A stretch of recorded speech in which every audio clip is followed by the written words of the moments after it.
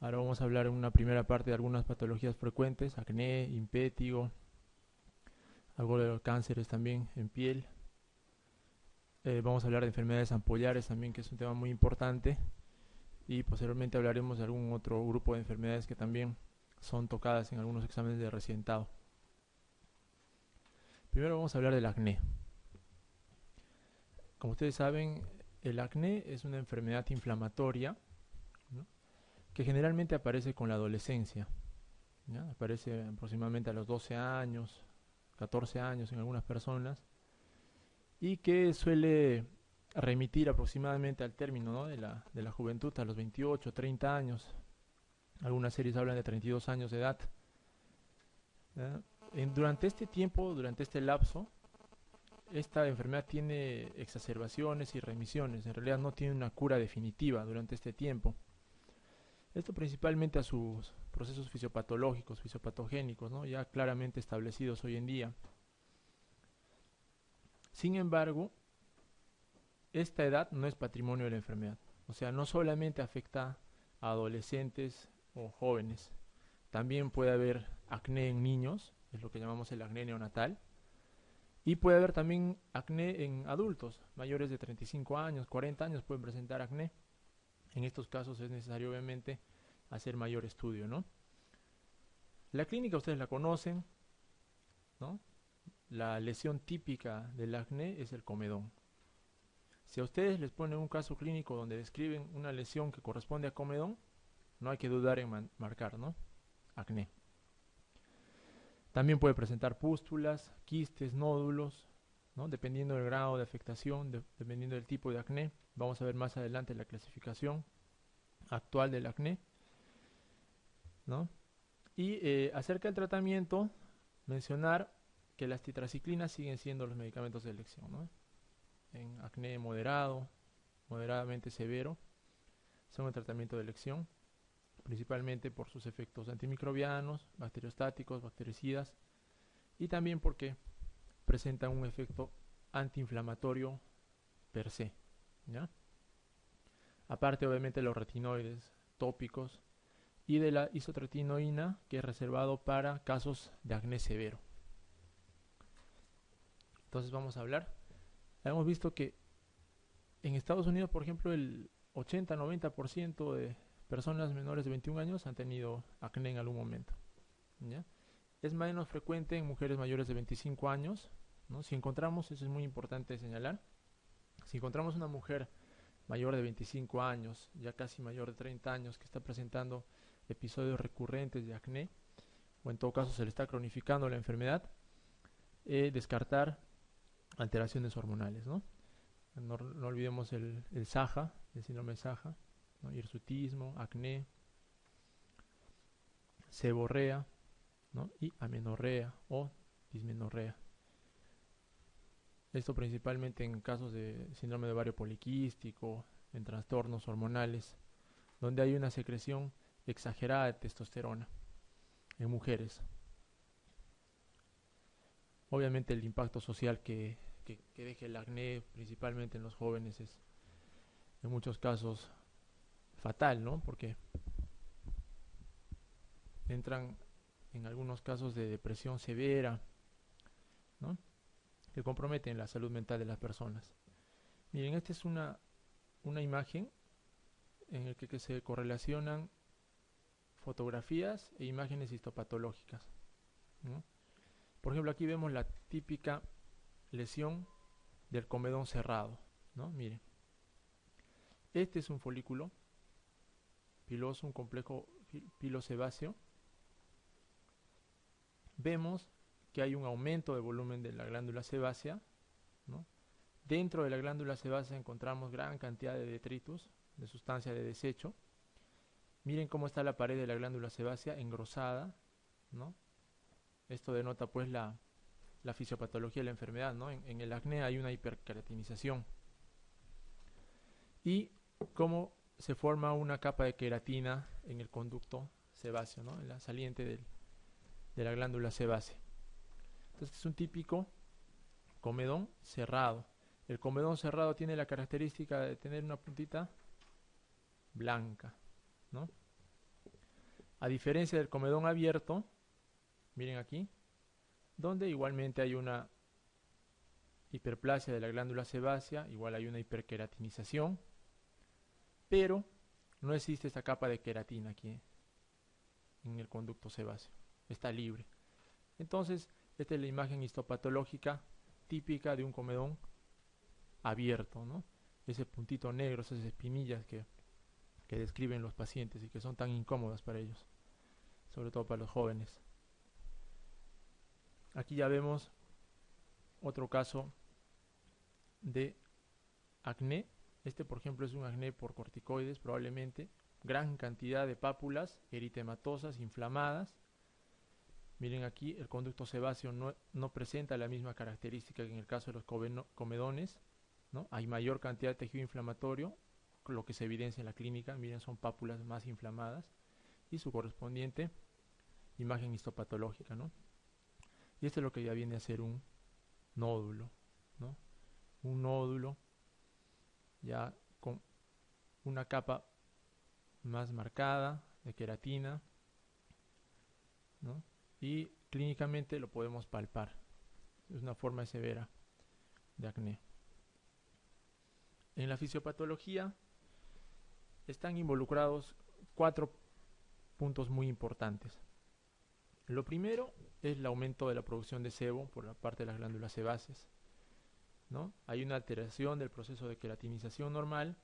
El Propionobacter acnes es el encargado de proliferar en esta glándula sebácea aumentada de tamaño con gran cantidad de sebo, y finalmente esta colonización del Propionobacterium va a hacer que se liberen gran cantidad de mediadores inflamatorios, ¿no? Principalmente en el acné están involucrados la interleuquina 8 y la interleuquina 1. Entonces, estos 4 eventos tienen que conocerlos muy bien. Aumento de la producción de sebo, ¿no? Hay una alteración del proceso de queratinización. El Propionobacter que invade todo este aumento de producción de sebo, esta glándula sebácea crecida, y la inflamación posterior a todo esto, ¿no?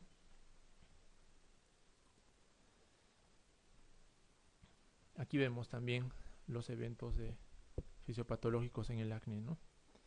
Miren cómo hay un aumento de la producción del sebo, ¿no? Hay un aumento del crecimiento de la glándula sebácea, ¿no? Los corneocitos se van a empezar a acumular alrededor de todo este aumento de las glándulas sebáceas. Va a producirse simultáneamente un proceso inflamatorio marcado, ¿no? Y finalmente se va a formular el nódulo, la pústula, la pápula, el comedón. Antiguamente se clasificaba el acné en 3 tipos, ¿no? Algunos hablaban de 4 tipos: en el leve, moderado y severo. Posteriormente se agregó al moderado un moderadamente severo, o sea, 4, ¿no? Esto estaba de acuerdo a la cantidad de lesiones que presentaba el paciente, ¿no? Y principalmente dividiendo las lesiones en comedogénicas y no comedogénicas, ¿no? O inflamatorias. Entonces, por ejemplo, un acné leve se caracterizaba por presentar comedones, ¿no? Muy pocas pápulas o pústulas inflamatorias, y el número generalmente era menor de 10, ¿no? Comedones en número menor de 10, pocas lesiones inflamatorias, pocas pústulas, ¿no? Hablábamos de un acné moderado cuando este número de comedones, ¿no?, estaban entre 10 y 40 y aumentaba la cantidad de pústulas, de lesiones inflamatorias, ¿no? Entonces era un moderado, de 10 a 40 lesiones. Moderadamente severo, igualmente presentaba comedones, pústulas, lesiones inflamatorias, y se añadían además nódulos, ¿no? ¿Y qué número era aquel clave? De 40 a 100 más o menos, ¿ya? Y en la forma severa se hablaba de mayor de 100 lesiones aproximadamente en cara, y la cantidad de nódulos y quistes era pues marcada, ¿no? Entonces, esto era más o menos la descripción de la clasificación del acné, ¿no? Leve, moderado, moderadamente severo y severo. principalmente cuando se presentaba en cara, ¿no? Hay que señalar también que las formas severas están relacionadas con la presentación de las lesiones en tórax anterior o posterior. Entonces hablamos ya de acné moderadamente severo y severo cuando presentamos lesiones en tórax anterior y posterior. Eso le da la categoría de severidad. Inclusive en algún momento se hicieron tablas con imágenes. En este caso se clasificaba en 8 tipos, ¿no? Había 8 fotografías, ¿no? Entonces para el médico, para el dermatólogo era fácil, ¿no? Ver al paciente y ver una imagen y inmediatamente lo catalogaba, ¿no? Pero eran instrumentos que no eran muy aplicables, ¿no?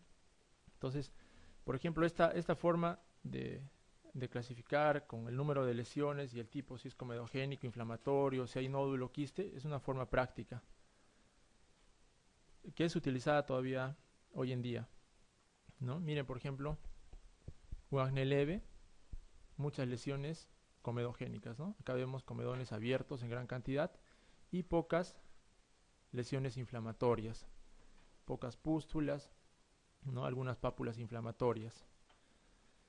El acné moderado ya vemos mayor cantidad de pústulas, ¿no? Comedones, pápulas inflamatorias, ya lo catalogaríamos como un acné moderado. Y vemos ya las formas moderadamente severas y severas. Aquí ya vemos nódulos, ya vemos cicatrices pigmentadas, ¿no? Probablemente debido a la manipulación. Ya hay pústulas por aquí. Estaríamos hablando de un acné moderadamente severo. Y si nos vamos al extremo, donde hay una presentación prácticamente generalizada en el tórax posterior de este paciente, acá probablemente haya nódulos, quistes. Ya los comedones acá no son una lesión llamativa, ¿no? Predominan los quistes, los nódulos. Entonces estamos hablando de un acné severo. Es muy importante conocer esta clasificación, conocer estas lesiones, saber clasificar el acné al que nos estamos enfrentando para posteriormente hacer un buen enfoque diagnóstico y un buen tratamiento, ¿no? Porque ustedes deben tener en la consulta diariamente gran cantidad de pacientes con acné. Entonces es bueno clasificar, saber qué le vamos a dar para que el paciente tenga una respuesta adecuada, ¿no? En Sudamérica hay un grupo latinoamericano, se llama Grupo Latinoamericano de Estudio del Acné. Ellos el año pasado han sacado una clasificación, justo la han reportado recién este año en la reunión de dermatólogos latinoamericanos. Tratan de hacer algo más simple quizás para el dermatólogo, ¿no? Clasifican al acné según la edad de presentación, según la lesión predominante y el grado de severidad, y ponen como formas especiales al acné fulminans y al acné conglobata. Les había mencionado que el acné no es patrimonio del adolescente, o sea, no solamente los jóvenes son los que tienen acné, puede haber un acné del lactante, del neonato, acné infantil, preadolescente, adolescente o del adulto, ¿no? Ellos clasifican de esta manera. ¿Por qué clasifican de esta manera? Porque es diferente tener un paciente adolescente, ¿no? Con un cuadro probablemente de pocos meses, a tener obviamente un niño con acné neonatal, ¿no? O un adulto ya mayor de 25 años. Hay que estar buscando otras causas de acné, ¿no? Me parece que es muy importante. En cuanto a la lesión predominante y el grado de severidad, es similar a lo que hemos visto anteriormente, ¿no? Comedónico, pápulo pustuloso y nódulo quístico. Y de igual manera, hacen un conteo de las lesiones para determinar el grado de severidad, ¿no? Leve, moderado y severo.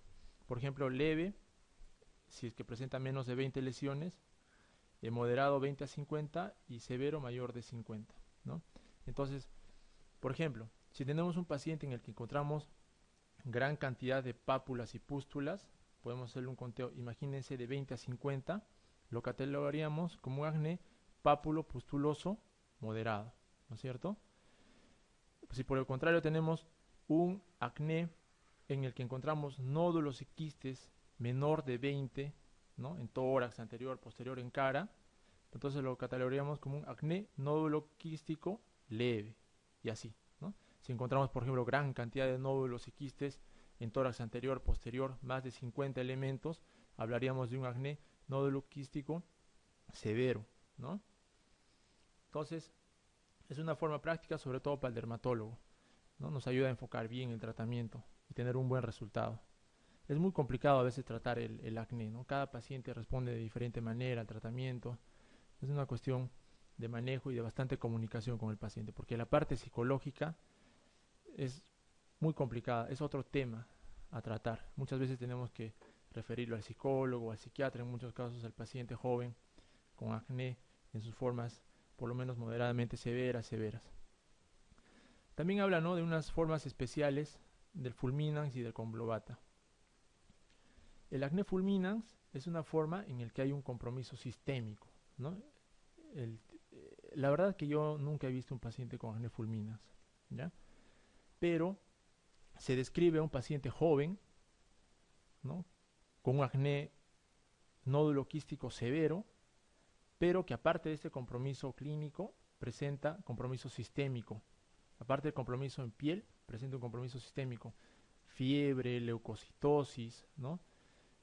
En muchos casos el paciente puede llegar séptico. En este caso estaríamos hablando de un acné fulminans.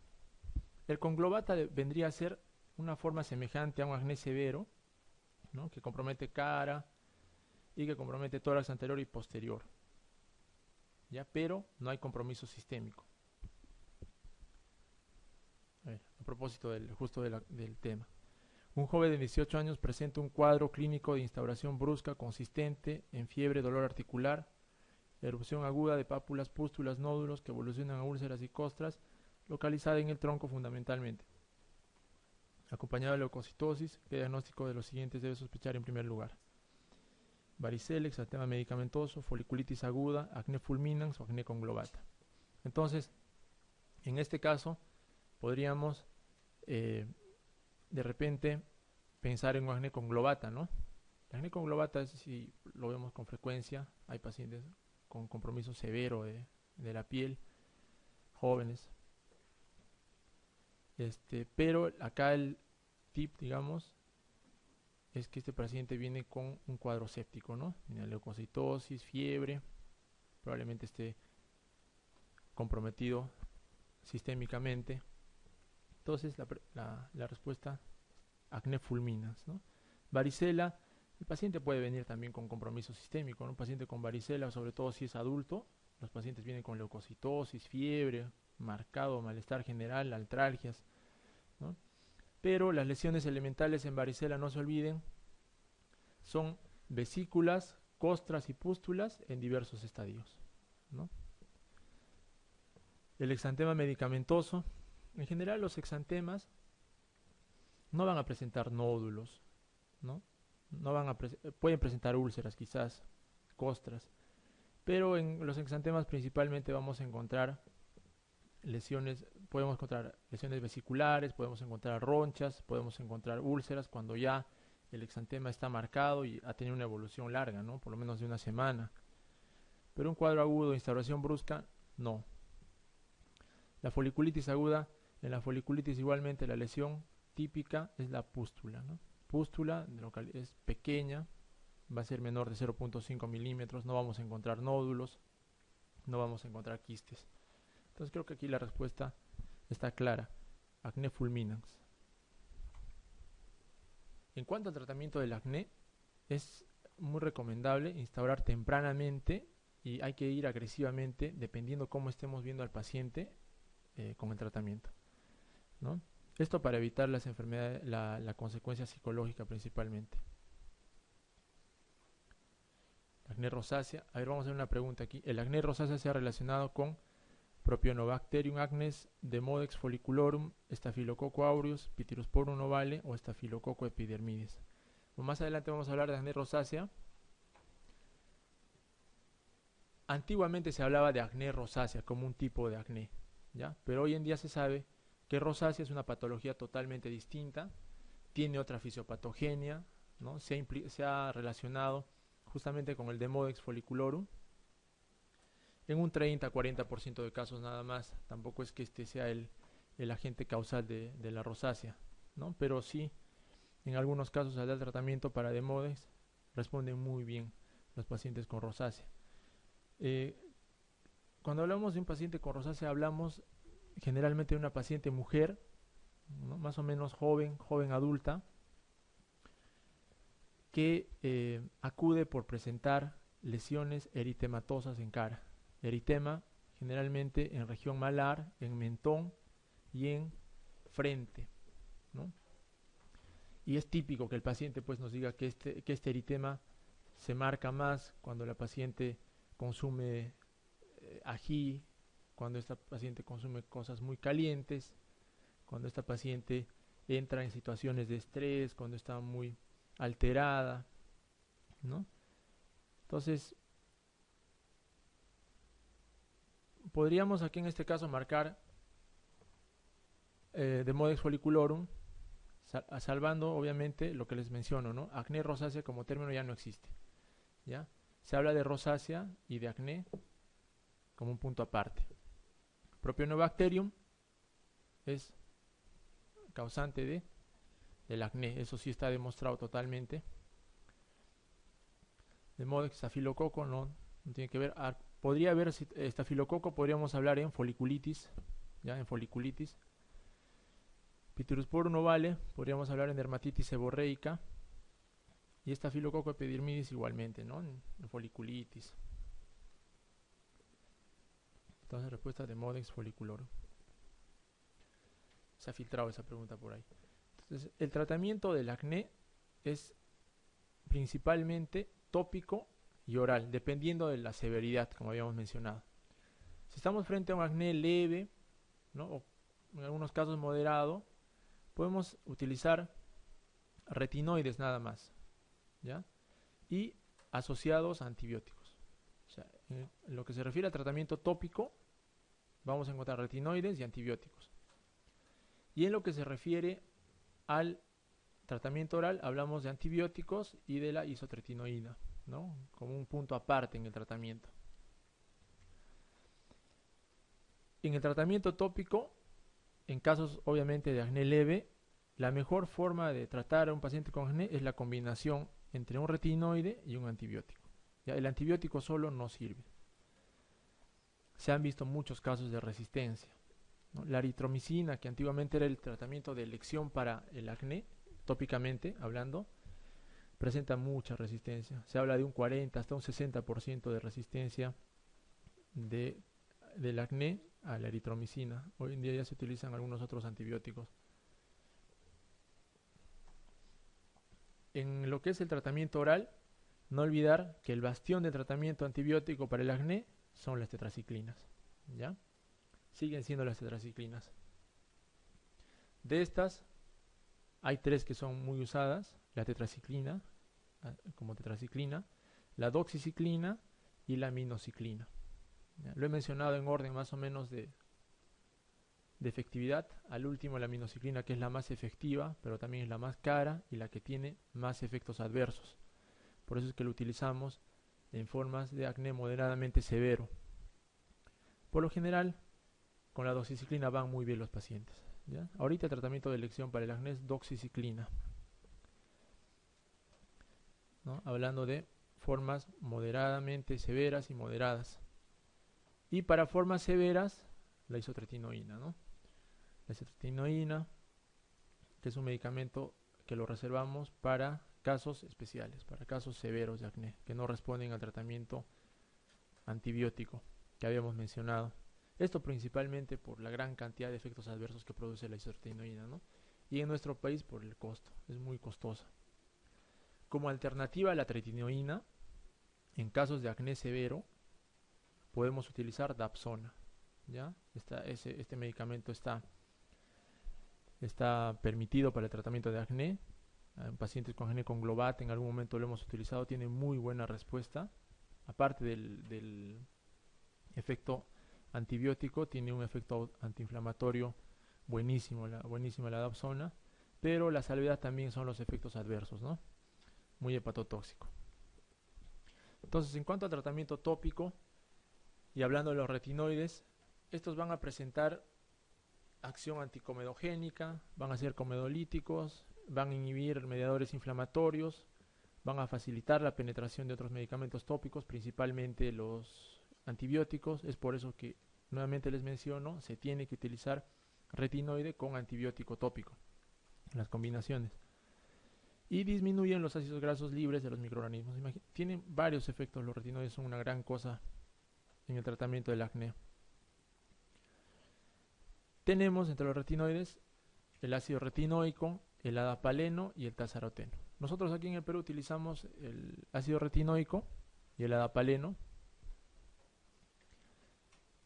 Son los más utilizados. A ver si ustedes alguna receta, se receta el ácido retinoico al 0.025% y el adapaleno se utiliza al 0.1%. ¿Ya? Acá ven, miren, tenemos acá las formas de presentación del ácido retinoico, retinoína también se llama. 0.025, ahí al 0.05 y al 0.1 ya no, que es muy fuerte, eso no lo utilizamos por lo general. Estos van a producir eritema, descamación, fotosensibilización y pueden producir desencadenamiento de acné pustuloso. Por eso es recomendable utilizar con antibiótico asociado. El adapaleno, nuevamente les menciono, vienen en presentaciones en crema o en gel al 0.1% y al 0.3%. Igualmente presenta eritema y descamación. Es el que menos efectos adversos va a presentar el adapaleno. Es el más utilizado. Y el tazaroteno, que es muy utilizado en Estados Unidos, pero que presenta mucha irritación. En cuanto a los antibióticos o a los antimicrobianos que se asocian a los retinoides en el tratamiento oral el tratamiento tópico del acné, tenemos a la eritromicina, a la clindamicina y al peróxido de benzoilo. Son los más utilizados. ¿Ya? Eritromicina ha presentado muchos casos de resistencia, por eso que ya no se usan mucho. La clindamicina es muy utilizado. Existen combinaciones ya preparadas de adapaleno con clindamicina que tienen muy buen resultado en casos de acné leve y algunos casos de acné moderado. El peróxido de benzoilo también es un medicamento que degrada proteínas de las bacterias porque libera radicales libres, ¿no? Tiene muy buen efecto también. Antibiótico, bacteriostático, bactericida. Este medicamento puede ser utilizado solo, también tiene muy buen efecto. Tiene como efectos colaterales que decolora la ropa, el cabello y produce resequedad e irritación, gran resequedad e irritación. Entonces, hablando de tratamiento tópico para el acné, hemos hablado que se utiliza retinoides y antibióticos, ¿no es cierto? Mejor la combinación, o sea, retinoide más antibiótico, eso es lo ideal, ¿ya? En lo que son retinoides, el que se usa más es el adapaleno, ¿ya? Y en lo que son antimicrobianos, utilizamos clindamicina y peróxido de benzoilo, muy poco eritromicina, ¿ya? Hay combinaciones de clindamicina, adapaleno y hay combinaciones de peróxido de benzoilo con clindamicina también, ¿ya? El peróxido de benzoilo minimiza el riesgo de resistencia bacteriana. Se dice que la resistencia al peróxido de benzoilo de Propionibacter es 0%. No hacen resistencia a este medicamento. No se recomienda el antibiótico tópico como monoterapia, les mencionaba. Ya, y se puede asociar ácido retinoico con clindamicina o adapaleno con clindamicina, pero el más utilizado, adapaleno con clindamicina. Y estos son algunos agentes tópicos, ¿no? Les hablaba del ácido retinoico, del adapaleno, tazaroteno y de los antimicrobianos o antibióticos, peróxido de benzoilo, clindamicina, y también hay combinaciones de peróxido de benzoilo con clindamicina. Pero bueno, ustedes lo que tienen que conocer es que adapaleno como retinoide es muy utilizado y clindamicina y peróxido de benzoilo como antibióticos son también muy utilizados, ojo, en formas leves y algunas moderadas de acné, ¿ya? Porque si tenemos un acné moderadamente severo, ya es necesario iniciar tratamiento oral con antibióticos. O también podemos utilizarlo en formas resistentes, en formas resistentes de acné leve, podemos utilizar también el tratamiento oral. Igualmente la eritromicina, que antiguamente se utilizaba para el acné, se ha visto que presenta gran resistencia. Es por eso que hoy en día el tratamiento de elección son las tetraciclinas. Los antibióticos van a disminuir las lipasas bacterianas del Propionobacter, van a tener efectos inmunomoduladores también, antiinflamatorios por inhibición directa, y van a intervenir en la mitosis de los linfocitos, ¿no? Disminuyen las citocinas inflamatorias, la 1, la 6, la 8, no se olviden, y también promueven la secreción de algunas citocinas antiinflamatorias, la interleuquina 10. Esto es importante. Las ciclinas, o sea las tetraciclinas, pueden modificar la vía del complemento mediante la disminución de la actividad del factor del complemento 3. Es por eso que las tetraciclinas, principalmente la aminociclina y la doxiciclina, no se utilizan en pacientes con lupus, ¿ya? ¿No? Ustedes saben que en lupus hay consumo de complemento, entonces si ustedes le dan este medicamento, hacen que haya mayor consumo y exacerbación de la enfermedad, ¿ya? Crean las tetraciclinas por vía oral, la doxi y la aminociclina, producen fotosensibilidad y pueden producir un síndrome lupus-like, ya semejante al lupus. También por ahí les pueden preguntar eso, qué medicamento es el que se relaciona con más fotosensibilidad y con exacerbación de lupus o producir un síndrome parecido al lupus. La aminociclina y la doxiciclina. En estos pacientes, obviamente, con mucha fotosensibilidad, lúpicos y que presentan acné, que no es infrecuente, ya que estos pacientes toman mucho corticoide, hacen acné refractario, se puede utilizar acitromicina, se puede usar sulfametoxazol con trimetropin, que también es otro medicamento que se utiliza en el acné, ¿no? Hablando de las tetraciclinas, ¿no? Son los de primera línea de elección, en cuanto a antibióticos orales, en casos de acné moderado o extenso. Hay tetraciclinas de primera y segunda generación. Las de primera, obviamente, la tetraciclina, y los de segunda, la doxi y la aminociclina. La doxiciclina, la dosis, eso también para que lo sepan, cuando quieran recetar a algunos de sus pacientes, 100 miligramos por día, ¿no? El tratamiento mínimo, 15 días. Normalmente damos 30 días de tratamiento, generalmente. Si ven que el acné está muy encendido, hay muchas pústulas, no hay nódulos, no hay quistes, pueden darle hasta 2 veces por día, por 30 días, sin ningún temor. Responden bien a la segunda semana, ya se están limpiando. En cuanto a efectos secundarios, ya les había mencionado, ¿no? La fotosensibilidad y los efectos gastrointestinales. Es bastante irritante para la mucosa gástrica la doxiciclina, y también puede producir esofagitis, no se olviden. Por eso es que al paciente que vamos a recetarle doxiciclina, tenemos que decirle que lo tome con mucho líquido, ¿no? Ha habido casos de perforaciones esofágicas por doxiciclina, ¿no? Se toma con un poquito de agua, se queda el antibiótico en el esófago y empieza a erosionar.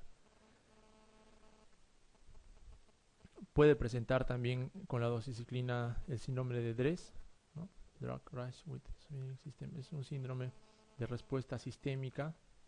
Pueden hacerlo con la doxi.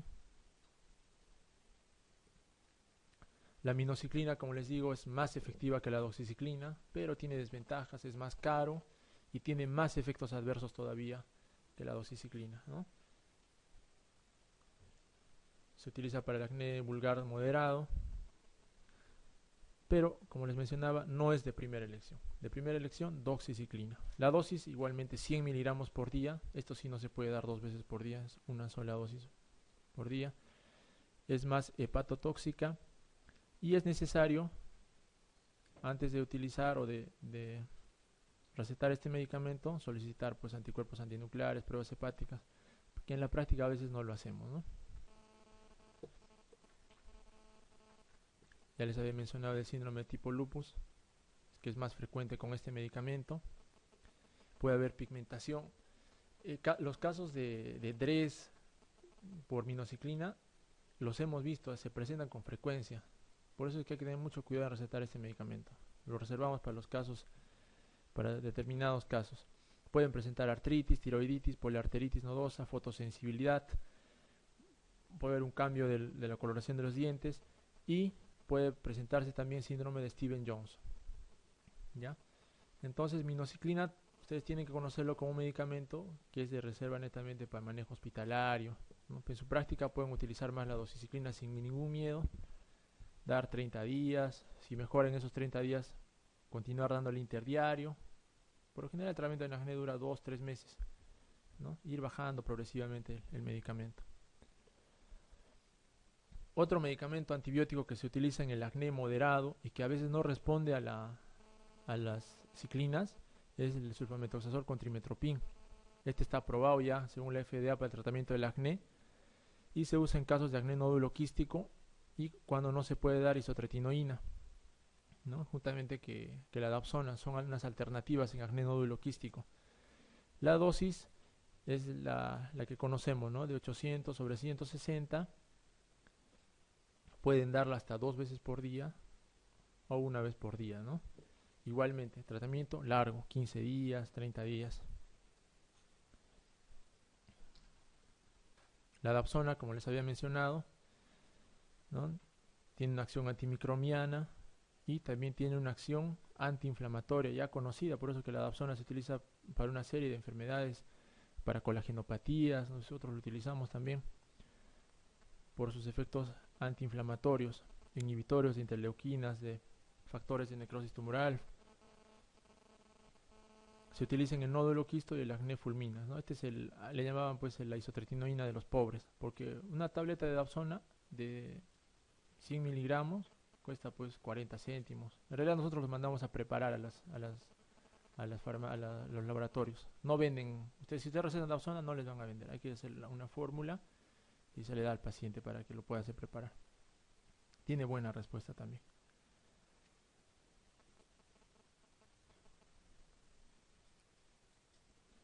Dapsona, antes de recetar dapsona hay que solicitarle dosaje de glucosa 6-fosfato, ¿no? Si hay déficit no se le puede dar.